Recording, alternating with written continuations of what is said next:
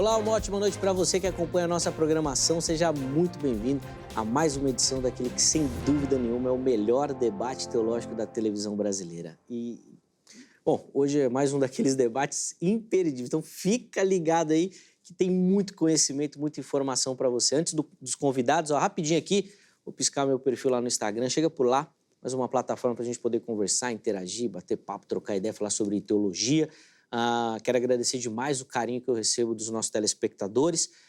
Me esforço para responder todo mundo, mas como as mensagens são muitas, às vezes demora, mas eu respondo. Então, fica na fé que vai chegar, mas às vezes pode demorar um pouco. Não fica bravo não, que é só pela quantidade, tá bom? Mas espero você por lá também. Deixa eu já apresentar os meus convidados, nós já vamos colocar o tema para a gente ganhar tempo hoje e poder aprender bastante com a temática do Vejam Só. É com muita alegria que nós recebemos aqui nos nossos estúdios o pastor Nicolas Ramos Borges, ele que é ministro da Igreja Batista Redenção, um amigão aqui do programa também. Nicolas, obrigado novamente, seja muito bem-vindo, graça e paz, meu irmão. Obrigado, Zeca, Kaique, boa noite a todos. Obrigado pela oportunidade, pelo convite, muito bom estar aqui de novo, tratando desse assunto que vira e mexe aparece, né? Sempre muito recorrente aí nas rodinhas de conversa, nos debates. E é bom marcar essa posição, apresentar para o pessoal que não conhece e a contribuir para o crescimento da igreja. Sem dúvida, sem dúvida. Essa é a ideia, né? Que com as provocações aqui do Vejam Só, você se aprofunde nos temas, né? E busque, de fato, o conhecimento. Mas, bom, antes da gente entrar aí no debate, as informações da igreja, por favor. A Igreja Batista Redenção fica em São Paulo, capital, na Zona Norte. A Avenida General Ataliba Leonel, 3.780, fica entre as estações de metrô Tucuruvi e Parada Inglesa da linha 1, bem facinho de chegar.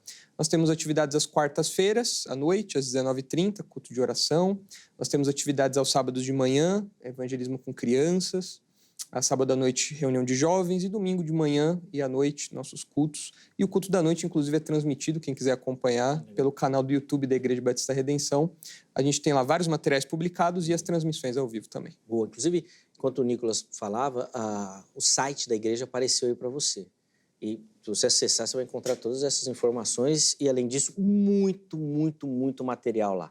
Tem muita coisa, cara. Vale muito a pena você visitar o site da igreja, porque tem muito material lá, tem as pregações, os estudos, vale a pena. Então, chega por lá para você acessar e nós vamos deixar também ele indicado lá no nosso perfil do Instagram, se não deu para você anotar aí, para você por lá poder acessar o site também de novo. Obrigado, viu, meu irmão, pelo carinho.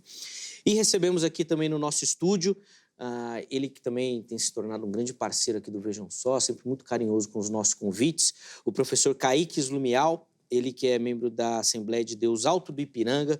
Professor Kaique, de novo, obrigado, meu irmão, por aceitar o nosso convite. É sempre uma alegria recebê-lo, aprender um pouquinho com o irmão. Seja bem-vindo. Graça e paz.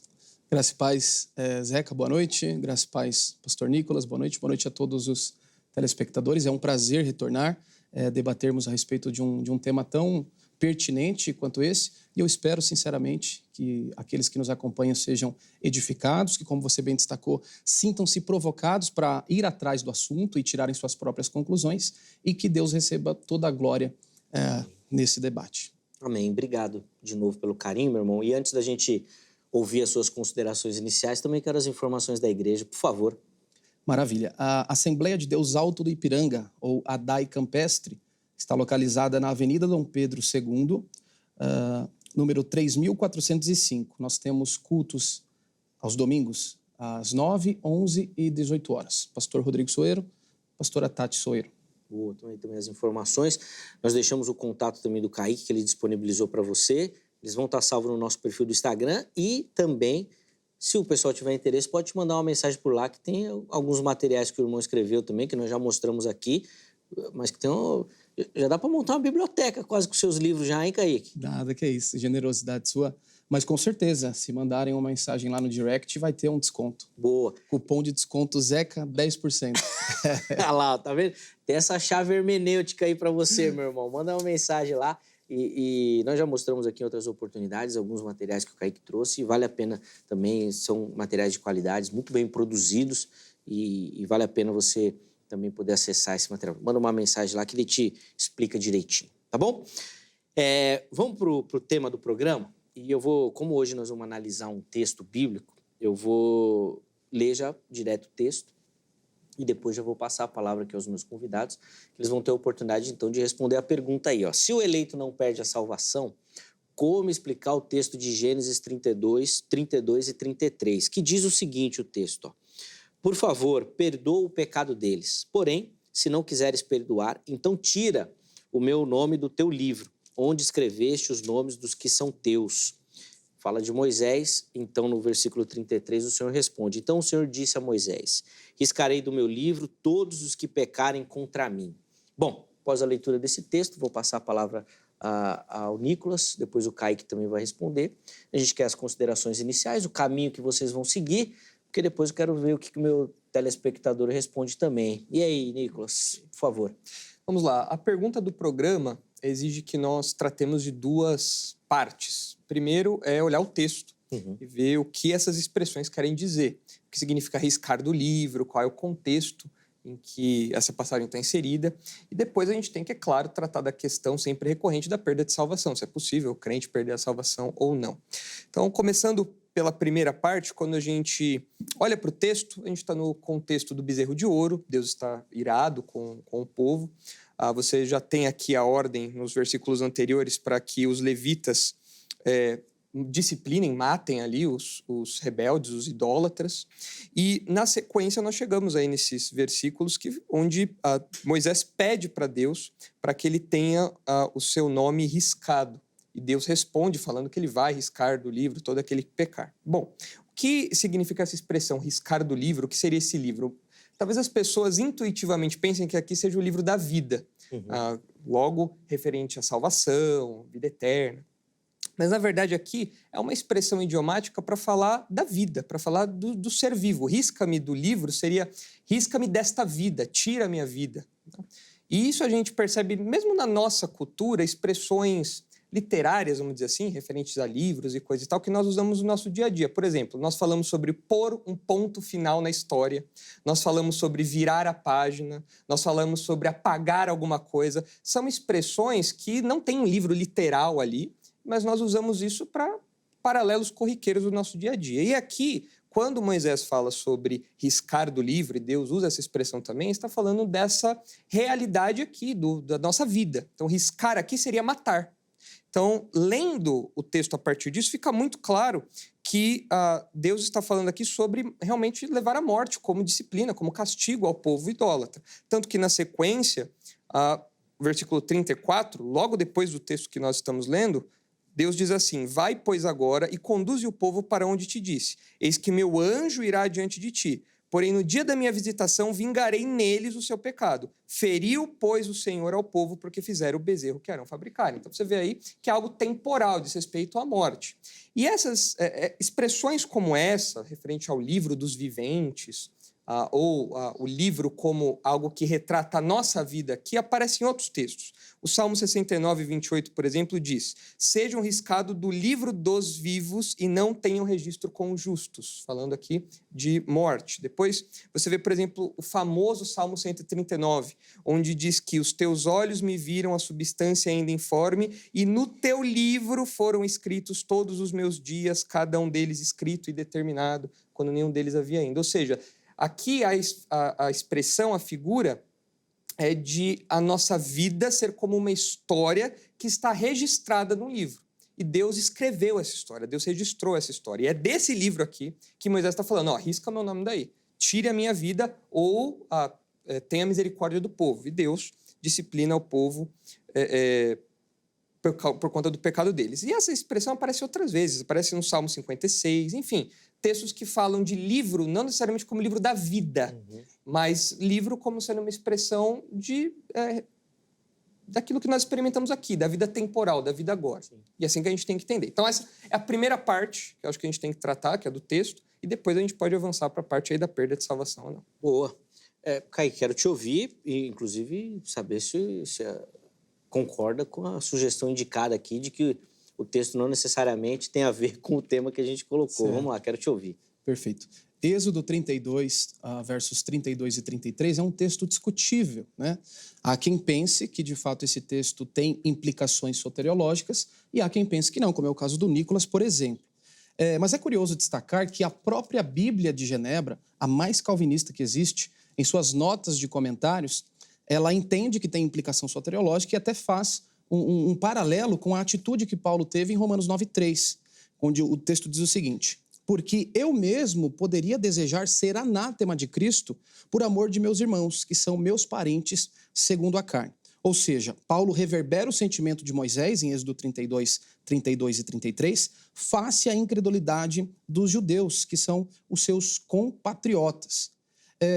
No entanto, eu acredito que esse texto ele é discutível e não seria o melhor texto para falarmos sobre a questão teológica que envolve o tema do programa, que diz respeito à perda da salvação. Então, esse texto, particularmente, ele é discutível, meio truncado, existem múltiplas interpretações, mas, de todo modo, eu procurarei defender ao longo do debate que sim, que um crente genuíno pode perder a salvação. No entanto, a pergunta é se um eleito pode. E o eleito não. O eleito não perde a salvação. Por quê? Quem que é o eleito? Romanos capítulo 8, verso 29. Porque os que dantes conheceu, também os predestinou. Os predestinados são os pré-conhecidos. Paralelo a isso, nós temos o texto de 1 Pedro, capítulo 1, verso 2, que está escrito Ecletos kata prognosin teu patros, ou seja, eleitos segundo a presciência de Deus Pai. Então, nós podemos notar que há uma subordinação da presciência no que tange a eleição, e os eleitos são aqueles que Deus conheceu de antemão, que, pela graça, mediante a fé, teriam fé inicial e perseverariam igualmente pela graça mediante a fé. Logo, um eleito não perde a salvação, porque a presciência de Deus ela não falha. É importante dizer, porém, que todo eleito é um crente, mas nem todo crente é um eleito. E aí eu vou defender aqui ao longo do programa que um crente genuíno, um crente verdadeiro, ele pode sim cair da graça, ele pode apostatar de forma real e irreversível. Rapaz, a pessoa tem que até explicar esse crente genuíno e eleito aí. Perfeito, nós vamos explicar ao longo do debate aí, com certeza. Mas, antes da água. Sim. Calma. No texto de Êxodo, você vai na mesma linha do Nicolas ou não? Você acredita? Eu tendo a crer como Nicolas que esse texto ele não tem implicação soteriológica. E nós não precisamos desse texto para defender a perda da salvação, uma vez que existem muitos outros. Sim. Não, nesse aspecto eu entendi. E, rapaz, tá vendo? Os dois querendo criticar a construção que a gente fez aqui no programa. A gente elabora tanto, vai lá no texto, mas tá certo. É isso daí. Antes deles continuarem, então, deixa eu abrir a oportunidade para você que nos assiste participar também e responder a nossa pergunta. Você acessa o nosso perfil do Instagram, @programa Vejam Só, e acessa lá as nossas enquetes. Põe na tela aí, por favor, a pergunta que a produção preparou. Tá aí, ó. O texto de Êxodo indica que podemos perder a salvação, que foi o texto que nós lemos logo no início do programa. 3 opções.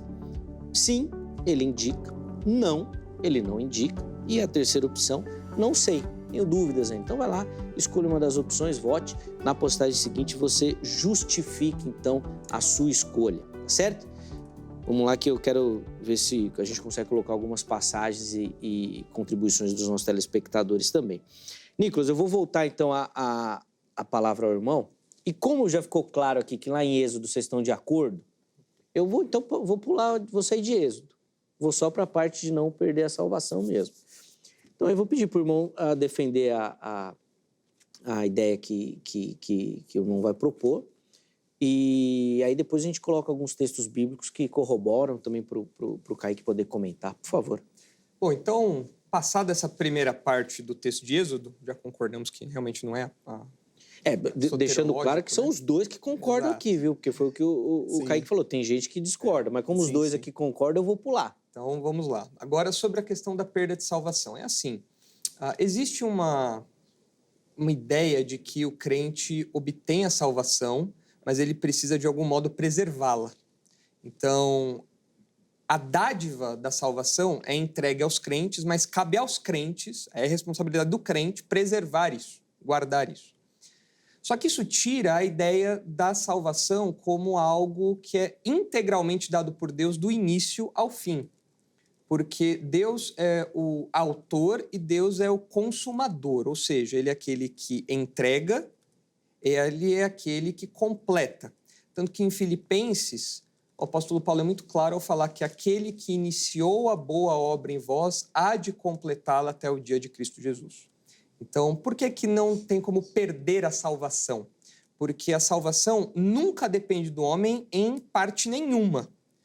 Alguém vai falar, mas eu criei. Claro que você creu, mas você creu porque você recebeu a fé de Deus. Então, não vem por nada que nós tenhamos, mas Deus nos entrega tudo. Essa é a posição calvinista, né? Colocada aí já tantas vezes, apresentada tantas vezes aí por mim e por outros debatedores. Então, como a fé e a salvação e tudo que envolve isso é um presente de Deus, o homem ele é apenas beneficiado por isso. Ele não participa ativamente preservando a sua salvação ou coisa do tipo. E geralmente a crítica que é feita a esse modelo é que existem vários alertas na Escritura a respeito de vigiar, do crente ser alguém que zela pela sua vida cristã e tudo mais. E se você não perde a salvação, então esses alertas não teriam sentido. Vamos cair na bagunça, vamos fazer tudo de errado, porque no final, uma vez salvo, salvo para sempre. Mas isso ignora o fato de que o crente, a pessoa que tem a sua alma salva, sua vida salva, tem a sua mente regenerada, ele não pensa mais como um incrédulo pensava. Ele tem justamente a sua mente renovada. Isso é um processo que continua acontecendo. Então, ele não tem mais o mesmo deleite pelo pecado, ele não deveria ter mais o mesmo prazer pelo pecado, então ele não vive numa vida entregue à devassidão, porque o Espírito Santo habita agora nele, ele tem uma nova vida, tem uma nova mente, e ele se entristece pelo pecado. Então, ele não vive entregue ao pecado, e já que eu sou salvo, eu vou viver desse jeito mesmo, porque ele não se sente confortável com isso. Então, essa é uma das críticas que é feita contra a doutrina da perseverança ou da preservação dos santos, mas ela não encontra respaldo na realidade cristã, da vida cristã corriqueira, que nós como crentes experimentamos, aversão ao pecado, desejo pela santidade, e nem tampouco na Escritura. Então, nós vamos falar de vários textos aí que apresentam, né, essa segurança da salvação, a começar de João 10, onde Jesus fala que da mão do Pai ninguém pode arrebatar, da mão dele e do Pai ninguém pode arrebatar. Isso inclui você não poder se jogar para fora da mão do Pai e da mão de Jesus, é evidente. O texto de Filipenses, como eu falei, que mostra um processo sendo iniciado e concluído, consumado pelo próprio Deus. Interessante que o Kaique mencionou o texto de Romanos, né? E Romanos é muito claro ao falar da cadeia da salvação, né? Da ordem da salvação ali, em falar que os crentes eles já estão glorificados ali na construção. Você fala, mas como? Eu não estou glorificado ainda. Mas é uma coisa tão certa que vai acontecer no futuro que aqueles que foram eleitos, eles serão glorificados. Então não tem como esse processo falhar. Por isso o autor bíblico usa o termo passado, usa o texto no passado para falar disso. Agora, eu admito, Zeca, que assim como você, eu fiquei um pouco curioso para entender essa distinção entre crente e genuíno. Eleito. Porque assim, isso cria um problema teológico. Porque o Novo Testamento não faz essa distinção entre crente e eleito. E se eu faço essa distinção entre crente e eleito, significa que nos eleitos Deus começa a obra e ele vai concluir, mas nos crentes vira uma obra meio... vamos falar de partido político aqui, né? Mas que começa e não termina. Então vira uma obra meio comecei, mas não terminei. Sim. E como é que funciona esse negócio aí? Tá. Boa. Antes Aí, de vamos responder lá. especificamente essa pergunta, ele falou alguma coisa sobre Deus é quem faz tudo, não precisa uma preservação, enfim. Considerações importantes, gente. A salvação não é um ticket que você perde, algo simples que acontece de forma corriqueira. Perdi a salvação no começo do dia, recuperei no final. Não é assim que funciona, né? Nós não cremos que a salvação ela pode ser perdida e recuperada várias vezes ao dia. É algo difícil de ocorrer, no entanto, não é impossível. O que creio é que um crente genuíno ele pode vir a perder a sua salvação mediante a apostasia. E o que é a apostasia? A apostasia é um abandono deliberado e sistêmico da fé outrora abraçada, onde o indivíduo rejeita completamente a Cristo. Não é algo que acontece da noite para o dia, é algo que ocorre de forma gradual e contínua, mas é um abandono deliberado, racional e sistêmico, ok? Feita essa consideração, é importante que se diga também o seguinte: a Bíblia ela não apresenta uma promessa de salvação a partir de um único ato de fé, mas de um crer contínuo. Ou seja, não basta crer e pronto. É imperativo que o indivíduo ele exerça a fé em Jesus até o fim da sua vida. E eu vou citar 2 textos para corroborar essa minha assertiva. Em primeiro lugar, Colossenses capítulo 1, versos 21 a 23. Olha o que Paulo diz. A vós também, que noutro tempo éreis estranhos e inimigos no entendimento pelas vossas obras más, agora, contudo, vos reconciliou. E aí o texto prossegue e diz assim: se na verdade permanecerdes fundados e firmes na fé, e não vos moverdes da esperança do evangelho que tem ouvido. Vocês vão desfrutar dessa salvação, à medida em que vocês perseverarem. Paralelo a isso, tem um texto de 1 Pedro, capítulo 1, versos 3 a 5, não vou ler de forma integral, mas o texto diz o seguinte: Bendito seja o Deus, Pai do nosso Senhor Jesus Cristo, que segundo a sua grande misericórdia nos gerou para uma nova viva esperança pela ressurreição de Cristo Jesus dentre os mortos. E aí o texto prossegue e Pedro diz que mediante a fé estáis guardados na virtude de Deus para a salvação. 2 textos claros que falam sobre a importância da perseverança. Paralelo a isso, um terceiro e último texto para nós darmos prosseguimento, João 3,16, um texto clássico. O texto de João 3,16, o verbo crer ali, hopisteuon, ele está no particípio presente ativo. Portanto, não diz respeito a um ato único, mas sim crer continuamente, porque trata de uma ação linear. Eu creio e continuo crendo. Claro que sempre com o auxílio da graça. Portanto, se a sua fé contínua em Jesus é a condição para a salvação final, logo, a sua descrença é a condição para a sua apostasia. Okay? Então, eu já destacaria em primeiro lugar que a ideia da perseverança, ela é clara e cristalina nas Escrituras. Não é creu, acabou, uma vez salvo, salvo para sempre. Isso não tem amparo bíblico. Boa. Até para a gente ser mais didático, assim, não se perder nos conceitos, vou pedir para o Nicolas fazer os comentários aqui da fala. Aí depois a gente volta na questão do crente genuíno e do eleito. Senão fica muita informação e a gente se perde. Okay. Vamos lá, Nicolas, vou devolver a palavra aí, os textos citados, a ideia colocada pelo Kaique. Assim, é muito estranho essa ideia de uma fé que precisa ser renovada constantemente. Porque quando a Bíblia fala sobre crer, ela fala de um ato que acontece no tempo e no espaço. Por quê? Porque junto com esse ato acontecem realidades enormes. A fé, quando entra no coração do indivíduo, ela regenera o indivíduo, ou seja, ele se torna uma nova criatura, ele se torna perdoado, ele é justificado, ou seja, ele agora pode comparecer diante de Deus sem culpa, ele ganha a habitação do Espírito Santo, ele é batizado com o Espírito Santo naquele momento, ele é inserido na igreja, enfim, uma série de realidades, as suas dívidas são todas perdoadas, ele é adotado como filho, e isso tudo acontece no momento em que a pessoa fala, eu creio em Jesus como meu Salvador.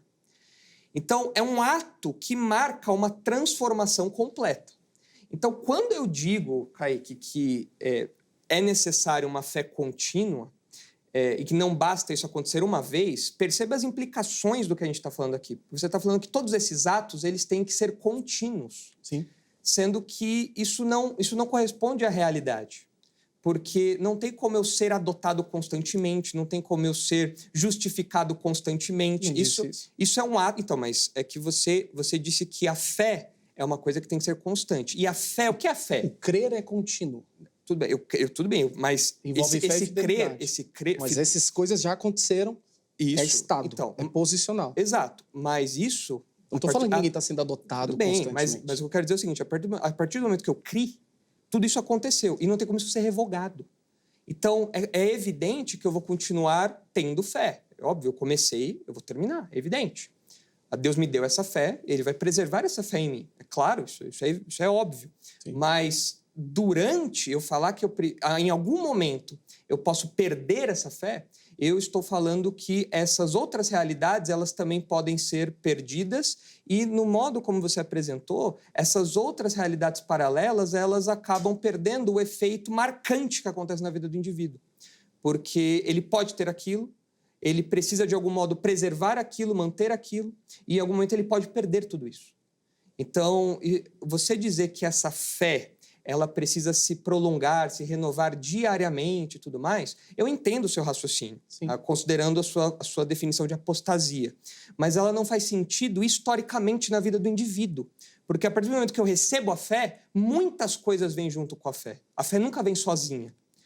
Então, esse é um aspecto que eu queria destacar. Porque, geralmente, nós pensamos em salvação apenas como um ato intelectual, um ato meramente cognitivo. E não é. Sim. Veio uma série de coisas juntas. Eu sei que você acredita nisso também. Agora, a sua definição de apostasia é importante para a gente conduzir o debate aqui. Porque, assim, apostasia, intuitivamente, as pessoas pensam que é isso.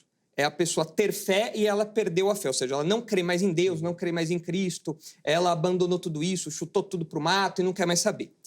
E nós, numa abordagem corriqueira, fenomenológica, como é o termo comum, né? Ou seja, o modo como nós observamos as coisas acontecendo, parece que é assim. Tinha lá o jovem na igreja, ele era crente, participava das EBDs, dos congressos e tal, e de repente ele falou que não quer mais saber nada. Então ele tinha fé e ele perdeu. Mas isso é uma observação fenomenológica, ou seja, nós estamos observando de fora. Igual quando a gente fala, o sol se pôs. O sol não se põe em lugar nenhum, mas é uma observação que a gente tem, do mesmo jeito ali. Então, o que acontece com esses indivíduos? Bom, a nossa definição de apostasia, ela precisa ser mais bíblica e menos intuitiva. Então, apostasia, a partir do exemplo de 1 João, é aquele camarada, aquele crente, ou aquele que se diz crente, melhor dizendo, professa ser crente, mas em determinado momento ele abandona essa profissão. E aos falsos mestres, ou sobre os falsos mestres dos seus dias, olha só o que João diz em 1 João 2. Aquele que diz eu o conheço e não guarda os seus mandamentos é mentiroso, e nele não há verdade. E ele continua depois. Eles saíram do nosso meio, entretanto não eram dos nossos, porque se tivessem sido dos nossos, teriam permanecido conosco. Todavia, eles se foram para que ficasse manifesto que nenhum deles é dos nossos. Então, esse é o apóstata. O apóstata não é você, crente, que crê em Jesus como Salvador, que que é habitado pelo Espírito Santo, foi justificado, foi adotado, foi perdoado, e em determinado momento você perdeu tudo isso, pronto, você é um apóstata. Não. Se você abandona completamente a verdade, se volta completamente contra a igreja, contra Cristo e tudo mais, você, na verdade, nunca foi um crente, é o que João diz aqui. Agora, tem uma dificuldade, é claro. Qual que é a dificuldade? Nós não lemos os corações. E um crente pode viver durante muito tempo desviado, mas ele não deixa de ser crente. Eu, quando desobedeço meu pai, não deixo de ser filho dele. Mas meu pai me disciplina, como acontece em 1 Coríntios. Lá em 1 Coríntios, o camarada ia ser disciplinado até o ponto da morte, mas a alma dele seria salva no dia do juízo. Ao que parece, isso não aconteceu, porque, segundo Coríntios, há alguém ali que parece que se arrependeu. Talvez seja esse rapaz. Mas, o que eu quero dizer é que nós não lemos os corações para saber se alguém que saiu da igreja é realmente um apóstata, nesses termos bíblicos de Hebreus, nos termos bíblicos de 1 João, ou se é um crente desviado, e que o Espírito Santo incomodando, essa pessoa vai se arrepender e voltar. Então é importante a gente ter essas definições muito claras para não confundir esses termos. Lembrando que a salvação, meus irmãos, é uma coisa maravilhosa que acontece na vida do indivíduo e que envolve realidades mais do que profundas, riquíssimas. E que falar que a salvação pode ser perdida é você anular todas essas verdades e colocar a responsabilidade sobre preservar tudo isso no indivíduo e não no Deus que dá e garante essa salvação. Eu acredito que pior do que isso é dizer que o camarada de 1 Coríntios 5,5 estava salvo a despeito da sua conduta imoral, perversa e depravada. Duas questões. Primeiro, uma questão exegética. O texto está escrito, né? Entrega o corpo a Satanás para que o espírito seja salvo. Rina tu pneuma sote re-remera tu quírio. O verbo ali, sote, ele está no modo subjuntivo, ele traz a ideia da hipótese. O que Paulo está argumentando é o seguinte, ao disciplinar... Deixa eu só concluir, o senhor já... Deixa eu só concluir. Deixa eu só concluir, o senhor já fala. Ao disciplinar esse rapaz que está vivendo de forma imoral, perversa e iníqua na comunidade, a disciplina eclesiástica, excluindo ele do meio da igreja, vai fazer com que ele reflita e provavelmente, possivelmente, se arrependa e venha se converter, que é o que coaduna com o ensino da Escritura. 1 João, capítulo 3, verso 8 e 9. Se alguém vive na prática constante do pecado, Nicolas, esse alguém não conhece a Deus. Então não faz sentido o que você está defendendo, porque você está dizendo que uma pessoa pode viver de forma imoral, perversa e depravada e ainda assim ela será salva.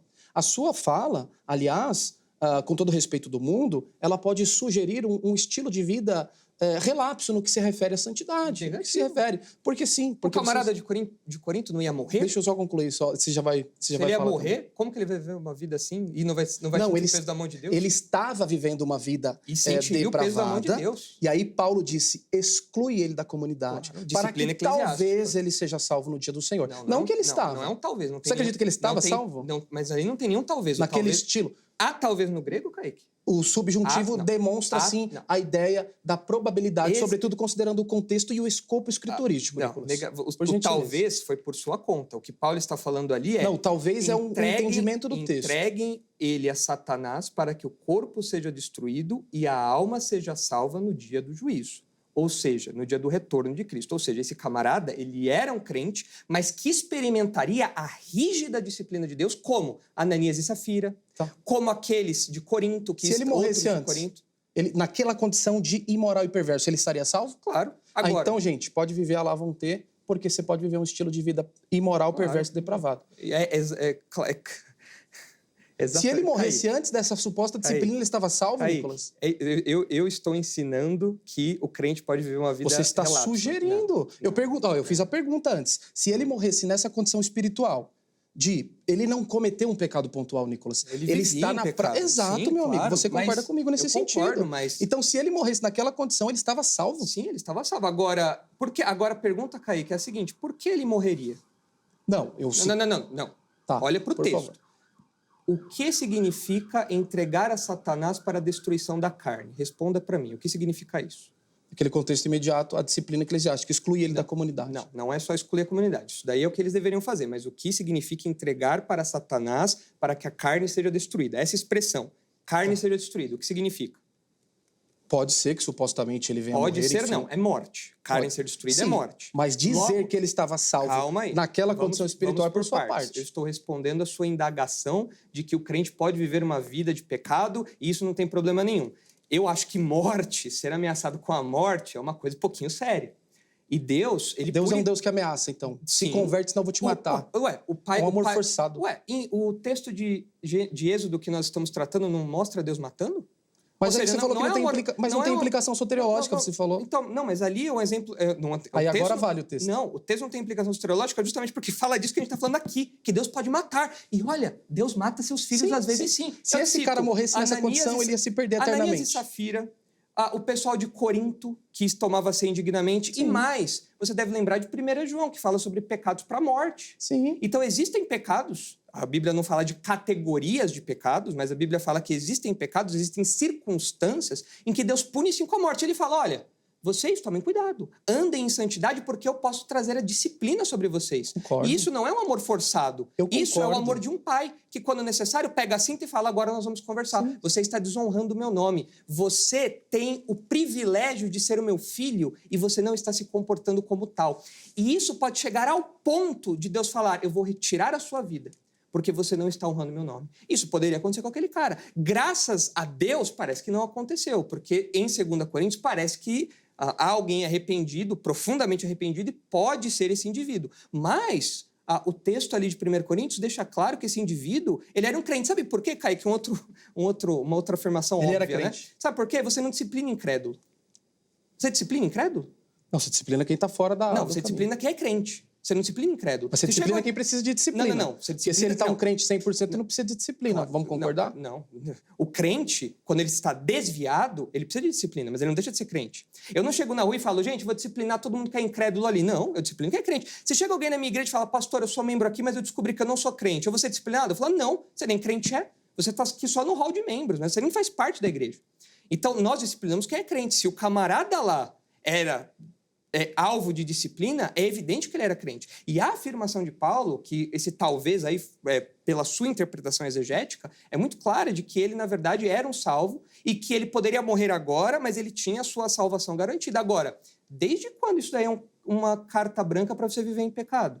Desde quando? É o contrário. Eu não quero que o meu Deus se ire comigo ao ponto de me disciplinar. Eu não quero que o meu Deus, que vai julgar a todos, inclusive os crentes serão julgados no bema, no tribunal de Cristo, eu não quero que todos eles cheguem diante de Cristo e falem, Senhor, eu vivi uma vida de qualquer jeito e agora eu não quero galardão. Não pode acontecer isso. Tá. Vamos lá, Kaique, agora. Aí vai no seu raciocínio aí, por favor, para você também falar. Certo, O Nicolas falou bastante, mas enfim.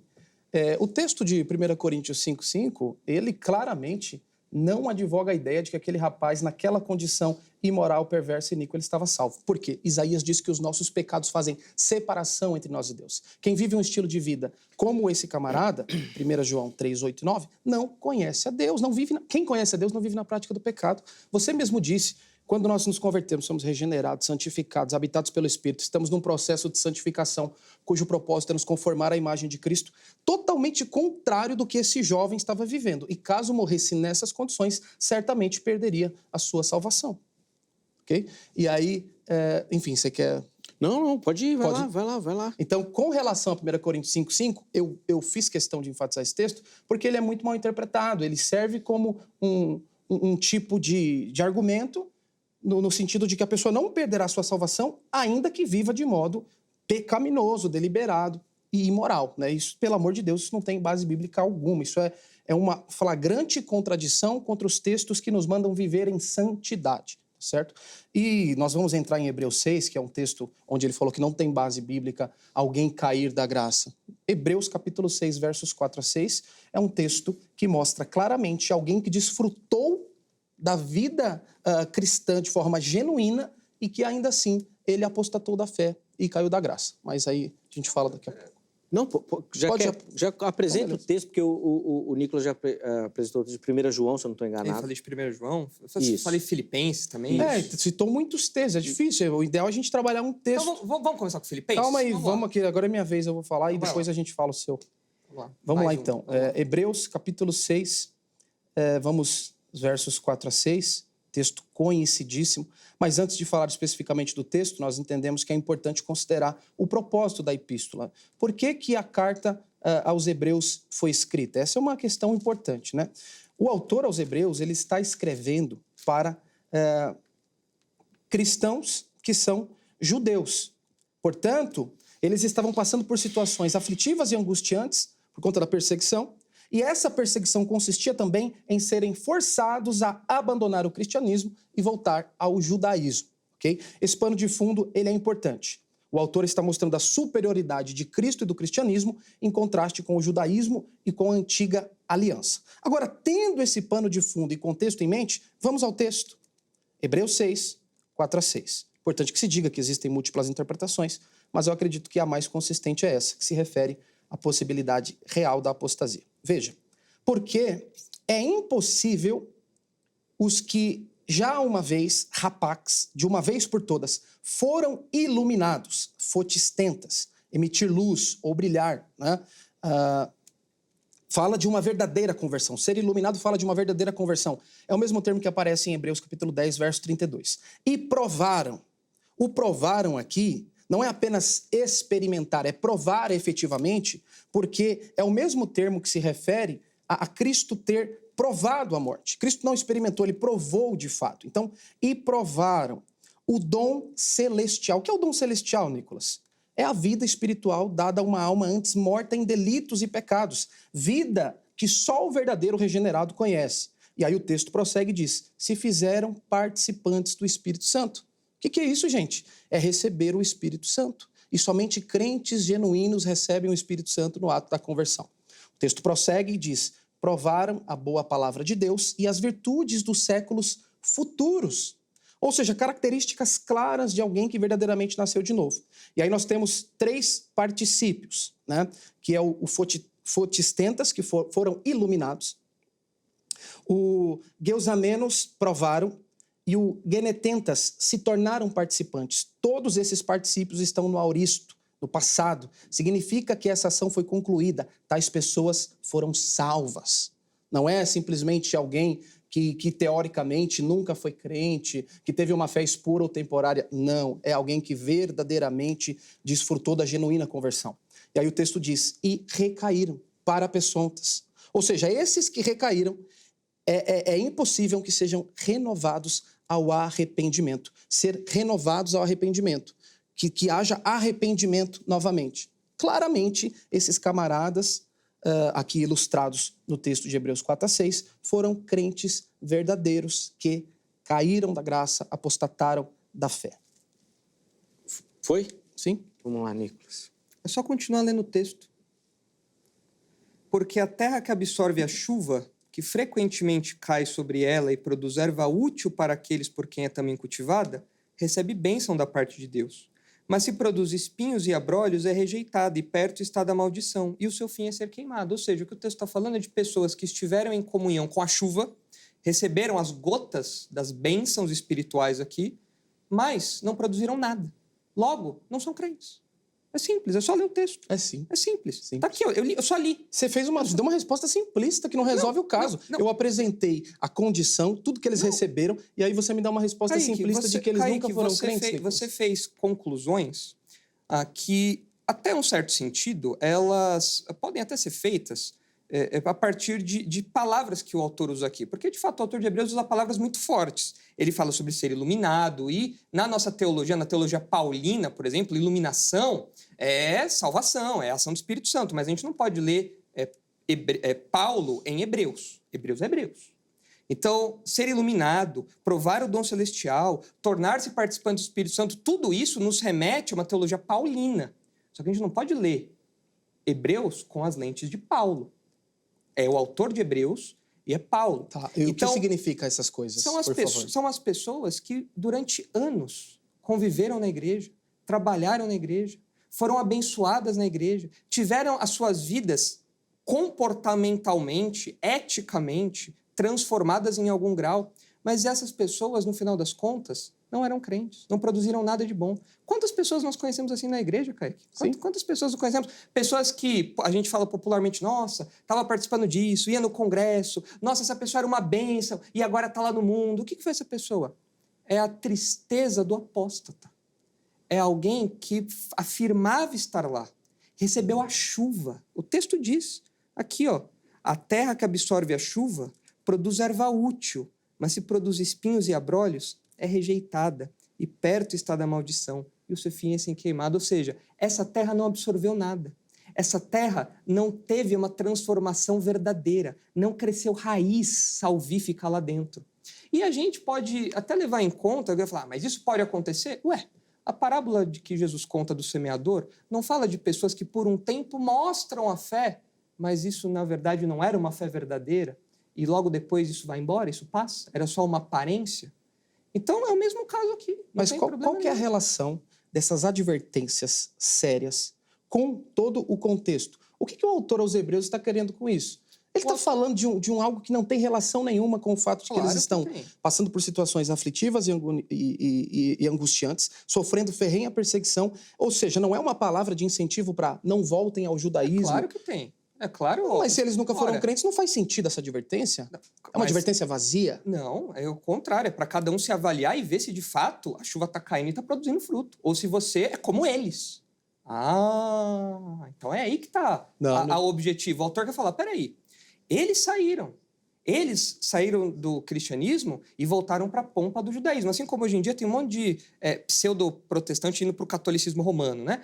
Eles saíram da simplicidade do protestantismo e foram para o catolicismo. Eles saíram da simplicidade do cristianismo e foram para a pompa do judaísmo. Então, eles eram apóstatas. Eles são apóstatas. E você? O autor de Hebreus chega até o coração. E você? A chuva está caindo. Você está lendo essa carta. E você? Cresceu aí dentro ou não? O problema. E aí... Não, tô falando você, não, retórico. Eu tô entendendo. O nosso ouvinte. Sim. E você? Você está ouvindo. Domingo após domingo, você ouve a pregação. Domingo após domingo, você recebe a chuva. E você? Você está produzindo erva útil ou você é como eles? Então, esse alerta é para autoavaliação. Esse é o propósito. Por que isso é menos útil ou menos importante do que uma suposta ameaça à perda de salvação? Por quê? Isso não produz santidade do mesmo jeito? Isso não produz autoavaliação do mesmo jeito? Mas olha, por duas razões não resolve o problema. Primeiro, porque ele está alertando pessoas que não têm uma fé verdadeira. Se ela tem ou não, isso não depende dela, porque é Deus quem dá de forma incondicional. Ele está alertando sobre pessoas que não têm uma fé Então, mas verdadeira. esse alerta não faz sentido. É Deus quem dá a fé de maneira incondicional. Meu filho, se você sair ou não, pouco importa. Porque quem dá essa fé de modo incondicional é Deus, é o texto que você citou, 1 João 2,19. Eles nunca foram. Por quê? Porque Deus nunca deu fé suficiente para isso. Então, não resta outro caminho senão sair. Agora, aos hebreus, é a mesma coisa que você está falando. Se ele está trazendo uma advertência de algo que pode vir a ocorrer, meu irmão, vai ocorrer de qualquer forma, porque no entendimento calvinista não depende dele. Deus dá fé de forma unilateral, Nicolas. Não resolve o problema. Não resolve, porque você tá confundindo a fé calvinista, né, a doutrina calvinista, com uma espécie de fatalismo ou coisa do tipo, em que o homem é uma mera marionete que ele só vai e vem sem exercer nenhum tipo de livre agência, sem exercer nenhum tipo de volição nisso. E nós sabemos que isso não é verdade. Isso é por sua conta, eu não disse isso. Você disse que se a pessoa vai, então por que ela recebe o alerta? Não é Deus se ela recebe o alerta, porque ela tem que fazer alguma coisa com aquele alerta. Nicolas, é uma dedução lógica daquilo que você defende. Se Deus dá a fé incondicionalmente para um em detrimento de outros, pouco importa o que esse camarada queira ou faça, é Deus, de forma monergística, que age na vida desse indivíduo. Tudo bem, Kaique. Então essa advertência ela é vazia, ela não faz sentido. Mas a questão não é essa, porque, por exemplo, quando nós pregamos o evangelho para alguém que rejeita o evangelho, a rejeição do evangelho por aquela pessoa constitui um elemento de condenação para ela também. E quando nós fazemos um alerta e a pessoa rejeita o alerta, aquilo constitui um elemento de disciplina depois sobre ela também. Então, é óbvio que os alertas, eles têm um papel, seja para a pessoa que vai ouvir, seja para a pessoa que não vai ouvir, porque tudo isso coopera com o plano de Deus para a salvação ou para a condenação. Então, ele rejeita podendo acatar? Não entendi a pergunta. Quando você faz o convite da salvação, você diz que alguns rejeitam. Mas ele poderia ter feito o contrário disso? Poderia ter aceitado, sim ou não? Se ele não é eleito, não. Então, é aí que morre o seu argumento, não faz o menor sentido. Claro, porque tudo depende de Deus, é algo monergístico. De então, Nicolas... Mas isso não anula a responsabilidade humana. Então, nós voltamos para aquele velho paradoxo, né? Que fomos caminhando aí, degrau por degrau, até chegar no grande paradoxo do apóstolo Paulo. O que se queixa o homem ainda? Ah, Paulo, só você fez essa pergunta. Não, todos nós fazemos. Se Deus que dá tudo, lá em Romanos 9, do que se queixa o homem se ele dá fé para alguns e não para outros? Paulo fala, quem és tu, ó homem? Quem é você para discutir? Quem é o vaso para discutir com o oleiro? Então, nós nos recolhemos a nossa significância e vemos esses alertas como oportunidades para nós avaliarmos a nossa fé. E nós avaliarmos a robustez da nossa fé. E nós avaliarmos a veracidade da nossa fé, para que não corra o risco de você estar na igreja se enganando. Porque Tiago fala de uma fé falsa. Tiago fala de uma fé que produz autoengano. E tem muitas pessoas dentro da igreja que podem estar se autoenganando. Ah, eu estou aqui já desde que eu sou pequeno, então eu sou crente, eu vou para o céu. Não. Você tem que ter a fé verdadeira, que Tiago diz, que Paulo diz, que o autor de Hebreus diz, que João diz, e assim por diante. E essa fé verdadeira, ela produz frutos e ela é perseverante, ela persevera. O crente que tem essa fé, ele vai produzir o fruto do Espírito e ele vai chegar até o final da obra que Deus começou nele, que é a salvação. Caso contrário, que garantia o crente tem de que ele vai ser salvo? Que garantia Judas teria para falar que nós estamos sendo preservados? Que garantia o crente tem? Nenhuma. Então, se depende de mim, lascou. Vou perder amanhã a salvação. Eu acredito que no calvinismo realmente não tenha nenhuma convicção, uma vez que a eleição ela é incondicional, você não tem no que se agarrar. Né? Aliás, esse indivíduo aí de 1 João 2,19, ele teve uma fé espúria ou temporária. E até uma pergunta que eu faço para alguns calvinistas é o que garante que a sua fé não é espúria ou temporária? Ah, é porque Romanos 8,16 diz que há um testemunho interno do Espírito. Ok, em Hebreus 6, aquele camarada também provou, ele foi participante do Espírito. E ainda assim ele apostatou. Mas esse não é o ponto. O que eu queria destacar aqui é que a Bíblia não apenas apresenta a possibilidade real da apostasia, como ela também traz pelo menos aí 4 pessoas que possivelmente perderam a salvação. Posso citar aqui rapidamente? Claro. Vamos lá. 1 Timóteo, capítulo 1, versos 18 a 20. Paulo diz assim, Timóteo, tome cuidado. Isso aqui é de minha parte, tome cuidado. Este mandamento te dou, meu filho Timóteo, que segundo as profecias que houve acerca de ti, milites por elas boa milícia. Presta atenção nisso aqui, gente, você que está em casa. Conservando a fé e a boa consciência, a qual alguns, rejeitando, fizeram naufrágio na fé. Só naufraga quem esteve no barco da fé, como disse o professor Vailate certa vez. Verso 20. E entre esses, aí ele vai citar 2 pessoas, Himeneu e Alexandre, os quais entreguei a Satanás para que aprendam a não blasfemar. Himeneu e Alexandre não conservaram a fé, a boa consciência, fizeram naufrágio, eles caíram da graça. Eles possivelmente perderam a sua salvação. Só citar só mais um? Não, vai. Você que manda aí. Não sabe por quê? Nós temos 10 minutos para encerrar o bloco. Então, cita um, o Nicolas comenta, se der tempo, cita mais um, ele comenta. Tá, Quer citar dois? Então cita dois e comenta eu só quis os dois. dizer que a Bíblia não apenas alerta acerca do perigo da apostasia, como ela destaca alguns personagens exemplos práticos. Isso, Sim, Himeneu perfeito. e Alexandre, e agora, 2 Timóteo 2, 16 a 18, fala novamente de Himeneu e Fileto, porém eu citaria Judas. Mas só 2 Timóteo 2, lê aí na sua casa, verso 18. Os quais, no 17 ele cita Himeneu e Fileto, e no 18 diz, os quais se desviaram da verdade, dizendo que a ressurreição já era feita, e perverteram a fé de alguns ainda por cima. E aí, por fim, o quarto deles é Judas, que em Lucas 10, 20, depois que em Lucas 9 Deus envia os 12, depois em Lucas 10 envia os 70, no versículo 20 eles retornam regozijando. Por quê? Os demônios estão se submetendo. E aí as palavras de Jesus não se alegre ou se regozije por isso, mas pelo fato de que o nome de vocês está arrolado nos céus. E aí o comentarista bíblico Leon Morris faz uma relação entre essa expressão e Apocalipse 3:5, que é a respeito do livro da vida do Cordeiro. Boa. Então o Nicolas vai responder, vai comentar. Eu vou chamar um intervalo, tá? Fica à vontade. Eu acho que não vai dar tempo de voltar para uma tréplica. Vai lá, Nicolas, por favor. Bom, esses exemplos todos que você citou, eles não necessariamente indicam alguém que perdeu a salvação.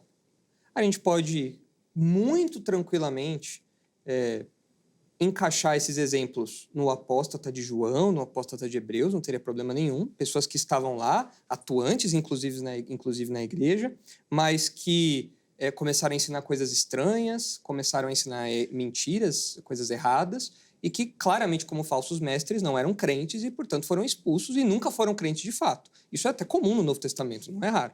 Ou a gente pode lembrar do camarada também de Corinto, que seria entregue para Satanás sendo crente. E aqui Paulo fala que ele entregou Himeneu, Alexandre a Satanás para serem castigados. Então a gente poderia tranquilamente colocar esses exemplos aqui numa dessas duas categorias. Por que precisa ser só perda de salvação? Por que sempre que é dito entregar a Satanás, naufragar na fé, ou a pessoas que são castigadas, por que sempre é perda de salvação? Por quê? Por que não é? E por que tem que ser? Porque o texto diz, só naufraga quem está no barco, só se afasta quem está perto. Isso daí não está no grego, isso daí você não, foi é evidente que não está, né, meu irmão? Agora, se for uma expressão... Mas vamos por parte. Essa pergunta... Desculpa. Não precisa pedir atrapalhei, desculpa, né? Não atrapalhou. Essa pergunta é interessante da fé. Que fé que fala que eles naufragaram? Fé na Bíblia tem vários sentidos. Quando nós falamos, por exemplo, sobre fé em termos salvíficos, nós estamos falando da nossa confiança em Cristo. Agora, quando Judas fala, por exemplo, da fé que foi de uma vez por todas entregue aos santos, isso é fé salvífica ou é fé como corpo doutrinário? Parece que é fé como corpo doutrinário. A mesma palavrinha fé, o Kaique sabe grego, ela às vezes traduzida no sentido de fidelidade. Então, você tem que olhar o contexto e ver o que significa essa expressão naquele contexto ali. Será que são pessoas que se mostraram infiéis? Será que são pessoas que abandonaram o corpo doutrinário sadio e, portanto, eram falsos mestres? Cada contexto vai dizer isso. Eu não posso pegar uma palavra fé e falar, não, fé é sempre fé salvífica. Não necessariamente. Não, precisa ser analisado à luz do contexto. Exato. 1 Timóteo 4:1, o Espírito expressamente diz que nos últimos tempos apostatarão alguns da fé. E o que vai acontecer, Paulo? Dando ouvidos a espíritos enganadores e doutrinas de demônios. Será que esse camarada aqui não esteve numa fé autêntica e caiu para uma fé que não é a fé bíblica, a fé genuína? Então tá aqui o contexto. Se essa é a sua pergunta, tá aqui o contexto. Pelo contexto da... Não, né? Não. Aqui, rapidinho, eu queria falar assim, de apostatar da fé por obedecerem a espíritos enganadores e tudo mais. É evidente que aqui tá falando que não é crente. Está falando de pessoas que ouvem os falsos ensinos porque não tem o Espírito Santo habitando em si. Isso é evidente.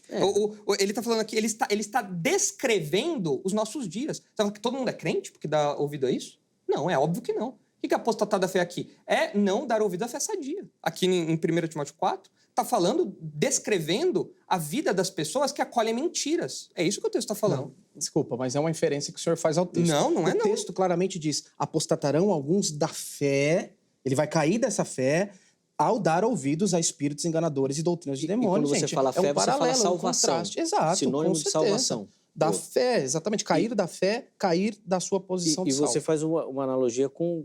Pode ser uma fé à razão, um corpo doutrinário, a verdade, a fé como sinônimo de verdade, como acontece outras vezes. Então, apostatar da fé não significa necessariamente, como nós já vimos, tanto pela definição de fé como pela definição de apostatar, alguém que estava dentro da fé, era um crente e saiu. Tá. Deixa eu E fazer desviar da verdade, não é também? A gente acabou É a mesma de, coisa. A gente acabou É questão de, doutrinária. A gente acabou de usar Entendi. essa expressão. E outra coisa, pode ser um falso mestre ou um falso professo, um crente que era meramente professo, que nunca foi crente e que caiu em si, falou, quer saber, eu sou porco, eu não sou ovelha. Eu sou bode, vou sair, vou cair no mundo. E a pessoa se deu conta disso e foi embora, mas ela nunca foi ovelha. Entendi, tá bom. Beleza.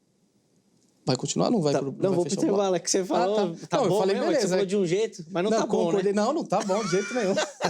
É que você falou de um jeito que falou, ele vai concordar. Não, a gente destaca outros pontos aí, depois a gente vai... Vou precisar chamar eu até, tio, eu queria fazer uma pergunta, mas vocês estão aí tão animados que nem deixaram eu fazer a pergunta. Então, depois a gente volta nisso daí, espero. No próximo bloco, nós vamos reservar tempo aqui para os nossos convidados fazerem as considerações finais e oferecer para você também uma aplicação do tema, né, da temática aí. Infelizmente, o tempo do programa é curtinho, mas fica ligado que no próximo bloco tem isso também. Antes do intervalo, telefone da Agrade na tela, Academia Teológica da Graça de Deus, quer estudar teologia, quer aprimorar o seu conhecimento na interpretação das Escrituras, dos conceitos teológicos, quer se preparar para o ministério, então procure pela Grade. Código 11 3115-0819, 3115-0819, anota o número direitinho, amanhã, em horário comercial, você liga, fala na secretaria, tira suas dúvidas, pergunta os modelos, os formatos, e eu tenho certeza que você vai se encaixar e vai fazer parte desse corpo aí de alunos da Grade, tá bom? Além disso, redes sociais da HIT, vem conhecer a emissora, a programação, o conteúdo, tudo aquilo que a gente prepara, sempre com muito carinho para abençoar a sua vida, a vida da sua família também. Então vem para a HIT que eu tenho certeza que você vai curtir demais a nossa programação. Intervalo rápido, Vejam Só vai, mas na sequência nós já estaremos de volta.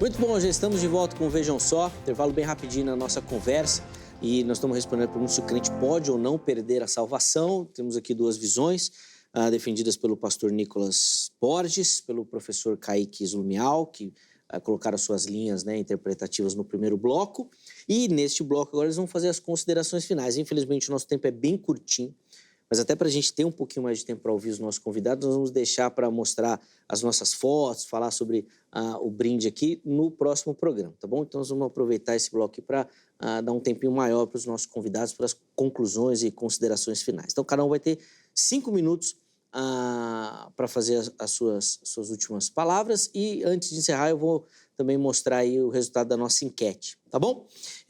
Professor Kaique, o irmão vai começar esse bloco, já que no primeiro bloco o Nicolas iniciou, e aí depois o Nicolas vai ter o privilégio, então, de encerrar o programa com uma fala. Vou pedir encarecidamente, para evitar perguntas, Sim, claro, provocações, porque não vai dar tempo. Então não taca fogo agora, tá? Qualquer coisa, deixa a pergunta e a gente faz um outro programa. Aí volta lá, beleza? Maravilha. Vamos lá, Kaique, 5 minutos. Certo. Me foi perguntado sobre a diferença entre o cristão genuíno e o eleito, né? E eu acredito que essa resposta ela já foi dada assim na minha primeira fala, quando eu fiz uma conceituação de quem é o eleito. E me valida o texto de Romanos 8:29, que os que dantes conheceu também os predestinou, como também o texto de 1 Pedro 1:2, que fala dos eleitos pela presciência.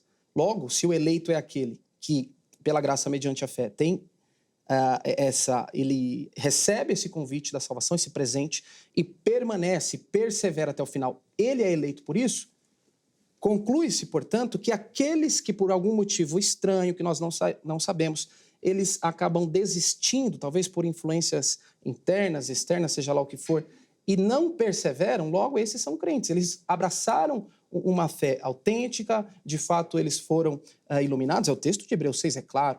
Eles de fato desfrutaram de elementos que compõem uma conversão genuína, todavia eles não perseveraram. Não porque Deus não os guardou, mas porque eles viveram um estilo de relapso no que se refere à santidade e, portanto, acabaram caindo da fé. Como, por exemplo, Emineu, Alexandre, Fileto, Judas e por aí vai. Mas eu gostaria de destacar ainda que a Bíblia apresenta inúmeras advertências sobre a possibilidade e os perigos de abandonar a fé. E essas advertências, elas só fazem sentido se a perda da salvação for uma possibilidade real aos verdadeiros crentes. Veja só, João, capítulo 15, verso 6, Jesus diz: se alguém não estiver em mim, será lançado fora como a vara e secará. Ora, o que significa estar em Cristo? E aí ele apresenta aqui uma condicional. Se a salvação não pode ser perdida, a pergunta que eu faço, não para o Nicolas, mas para você que está em casa, é: essa advertência de Jesus, ela é necessária se a salvação não pode ser perdida? Esse é o primeiro ponto. Paralelo a isso, citei também 1 Timóteo 4:1, texto que diz que nos últimos tempos muitos apostatarão da fé. Então, o que é o apostatar da fé, se um dia eles não estiveram nessa fé genuína? Além disso, temos um outro texto, 2 Pedro capítulo 2, versos 20 a 22, que diz assim: porquanto, se depois de terem escapado das corrupções do mundo, preste atenção, pelo conhecimento do Senhor e Salvador Jesus Cristo, forem outra vez envolvidos nelas e vencidos, tornou-se-lhes o último estado pior que o primeiro. Porque melhor lhes fora não conhecerem o caminho da justiça, do que conhecendo, desviaram-se do santo mandamento que lhes fora dado. Olha isso aqui é terrível. Deste modo, sobreveio-lhes o que por um verdadeiro provérbio se diz: o cão voltou ao seu próprio vômito e a porca lavada ao seu espojadouro de lama. Meu irmão, são advertências claras, sérias e que devem ser consideradas. Se essas advertências não compõem uma realidade, elas são desprezíveis, elas são desnecessárias. Imagine que alguém disse uma vez, a partir de uma ilustração, que você está numa rodovia, quando de repente tem uma placa, a 1 quilômetro, buraco na via. E aí você permanece com o seu carro, anda mais alguns metros, a 500 metros, buraco na via. Você anda mais um pouco, a 200 metros, buraco na via. Você chega então ao lugar em que estava dito que tinha um buraco na via e não tem. Você vai olhar para aquela placa e dizer: essa placa é dispensável. Ela me adverte de algo que não pode ocorrer. Então, não faz o menor sentido essas advertências se elas não compõem uma realidade. Eu ainda estou no tempo que eu estou marcando aqui, Tá. Só para concluir, deixar aí uma palavra aos nossos queridos, que é a seguinte: devemos evitar 2 extremos. Quais são eles? O viver com medo, como se a salvação pudesse ser perdida e recuperada várias vezes ao dia. Você não precisa viver com medo, tá bom? Porque a salvação não se perde assim de maneira tão simples. No entanto, também não podemos viver uma vida relapsa no que tange a santidade, porque sim, você pode vir a cair da graça, a apostatar da fé e, portanto, se perder, ok? Então, basicamente é isso. Deu aqui os meus 5 minutos. Obrigado, Kaique, pelo carinho, pela atenção com o programa. Deus continue abençoando sua vida, meu irmão. Os contatos do Kaique nós colocamos lá no nosso perfil oficial do Instagram, @programa Vejam Só. Chega por lá para conhecer um pouquinho melhor do trabalho e, obviamente, abençoar o ministério, a vida do nosso irmão também. Eu agradeço o convite, muito obrigado. Alegria nossa. Agradeço ao pastor Nicolas também por esse debate. Quero mandar um beijo para minha esposa e o meu filho Pedro, de 7 meses. E também um abraço especial para o Douglas, meu amigo arminiano de 4 pontos, que eu chamo ele de arminiano manco. Tá bom? Deus abençoe. Boa. Qual que é o ponto? Ele Qual é o crê... ponto calvinista? Hã? Qual é o ponto calvinista? Ele crê que uma vez salvo, salvo para sempre.